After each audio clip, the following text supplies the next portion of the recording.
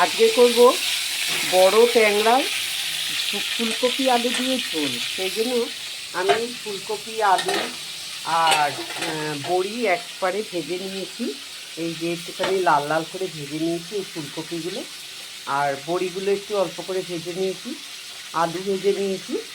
আর আদাটা এখন মশলার সাথে আদা বাটা করব আর জিরে বাটা করব, আর একটু কাঁচা লঙ্কা দিয়ে দেবো, টমেটো দিয়ে দেবো। দিয়ে আমি আগে মাছগুলোকে ভালো করে ভেজে নিচ্ছি। ট্যাংরা মাছটা একটু সাবধানে ভাজতে হয়। মাছটা ভাজা হয়ে গেছে, আমি তুলে নিচ্ছি।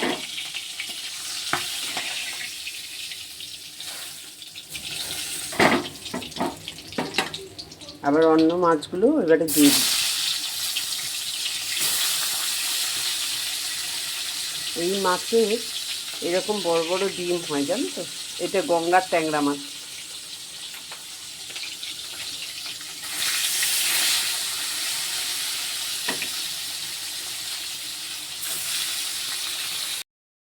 আমার সব মাছগুলো এইভাবে ভাজা হয়ে গেছে। এবার কড়াতে আমি তেলের মধ্যে আদা জিরে ফোড়ন দেবো, আদা জিরে বাটা দিয়ে মশলাটা করে নেব। লঙ্কা আর হলুদ দিয়ে একটু মশলাটা নেড়ে নিলাম। ভেজে রাখা আলু ফুলকপি বড়ি দিয়ে দিলাম, দিয়ে একটু ভালো করে কষিয়ে নেব। এবারে আমি এতে জল দিয়ে দেব।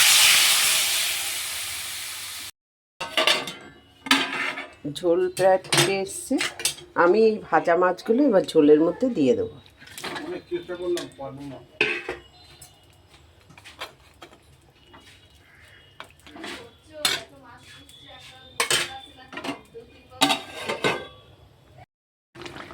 তোমাদের ভালোবাসায় আমি অনেক দূর পর্যন্ত এগিয়ে যেতে পেরেছি। অনেক অনেক ভালোবাসা তোমাদেরকেও দিলাম আমি। মাছটা পুরো সম্পূর্ণই রেডি হয়ে গেছে।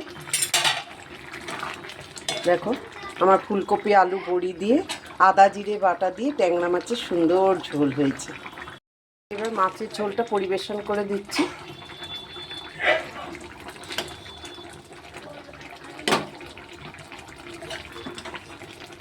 তোমরা এই ধরনের রেসিপি পেতে চাইলে আমার পেজটাকে ফলো করো।